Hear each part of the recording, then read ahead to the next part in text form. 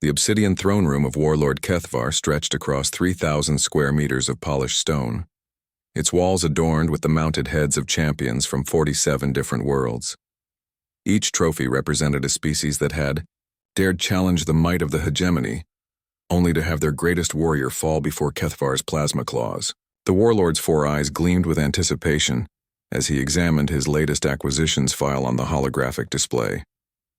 Homo sapiens, a relatively new species from a backwater planet called Earth, recently discovered by hegemony scouts. Their representative had been selected through some primitive ritual called volunteering, a concept that translator algorithms struggled to process accurately. Bring me the human's head.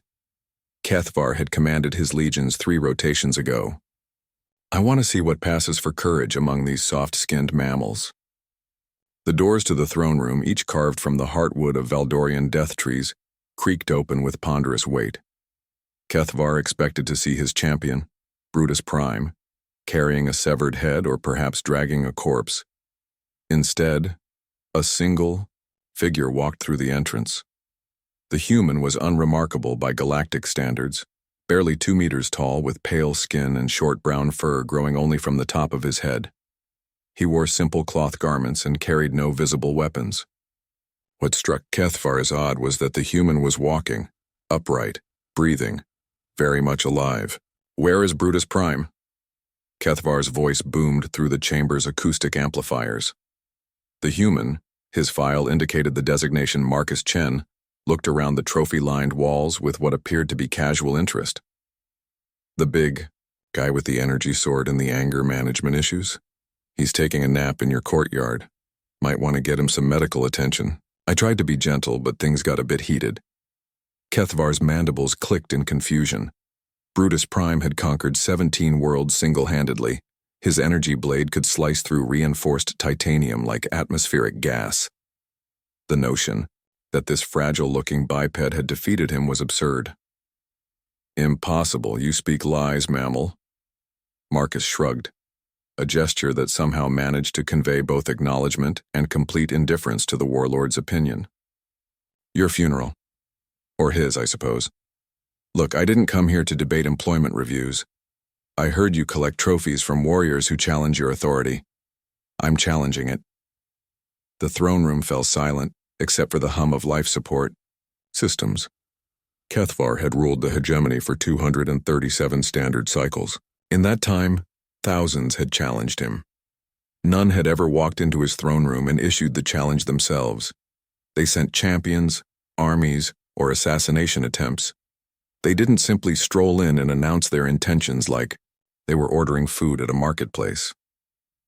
You wish to face me in single combat? Kethvar's voice carried a mixture of amusement and genuine curiosity. That's the general idea, Marcus confirmed. Though I should probably mention, I'm not here representing just Earth. Turns out a lot of species in this galaxy have some strong opinions about your management style. The Zenthrians, the Makari, even those crystalline folks from the Outer Rim whose names I can't pronounce. They've been talking. Kethvar's 4 eyes narrowed simultaneously. The species Marcus mentioned were indeed growing restless, but they lacked the unity or courage to mount a serious rebellion. And they sent you? A single human? Not exactly sent, Marcus said, examining a particularly impressive trophy, the skull of a Thermidorian battle queen. More like I volunteered. Seemed like the right thing to do. The warlord studied his challenger more carefully. Marcus moved with an easy confidence that spoke of experience, but there was something else, a quality Kethvar couldn't quite identify. It wasn't the desperate bravado of the doomed or the calculated precision of a trained assassin. It felt more like patience. You interest me, human. Very well. Single combat it shall be. When you fall, your head will join my collection, and your species will serve as a reminder to others who might harbor rebellious thoughts. Marcus nodded approvingly. Fair enough. Just so we're clear on the rules, no holds barred, fight to the finish, winner takes all. Precisely. Great. One more thing. When I win, and I will win, the hegemony stops its expansion. You release all conquered worlds to self-governance and stick to your own territory. Deal? Kethvar's laugh was a sound like grinding metal. Such confidence from such a small creature. Very well. When you lose, your entire species becomes my property. When I win, Marcus corrected gently, we're all free, including you, if you want to be. The warlord activated his combat suit, 2 meters of reinforced exoskeleton designed to enhance his already formidable natural abilities, energy weapons deployed from hidden compartments, and his 4 arms flexed with mechanical precision. Marcus stood still, hands at his sides. Are you not going to prepare for battle? Kethvar demanded. I am prepared, Marcus replied. Have been for a while now. The attack came with the speed of orbital descent. Kethvar's plasma claws traced burning arcs through the air where Marcus had been standing a microsecond before. The human moved like liquid shadow, never quite where the warlord expected him to be. Each strike that should have ended the fight instead met empty air.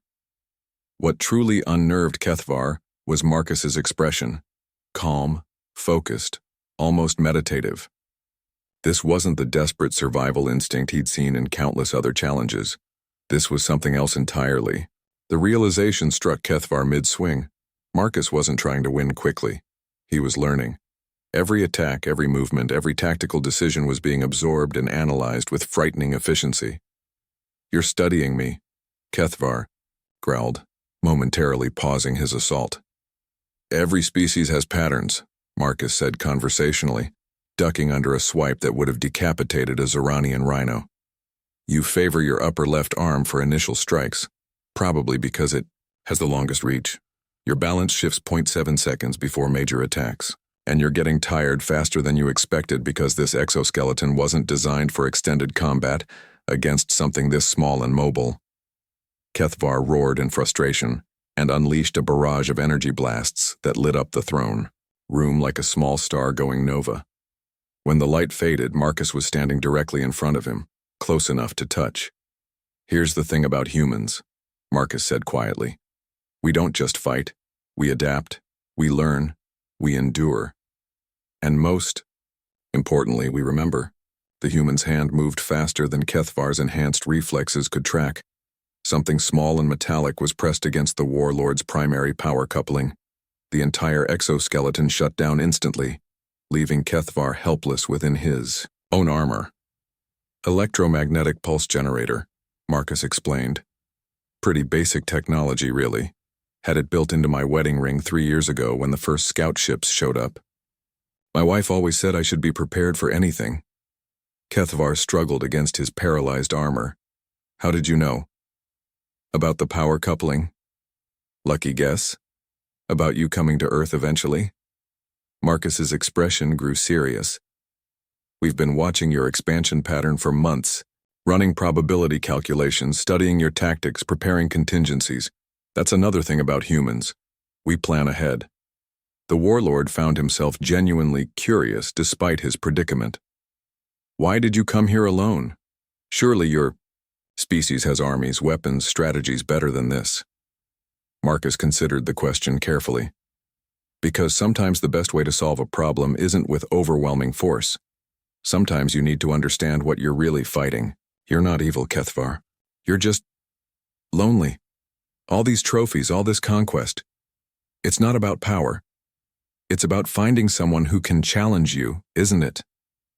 For the first time in 2 centuries, Kethvar felt something he'd almost forgotten. Surprise. You would spare me. I'd offer you something better, Marcus said. A partnership.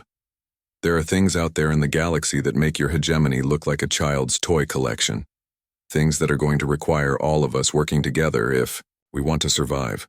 The human fleet will be here in 6 hours.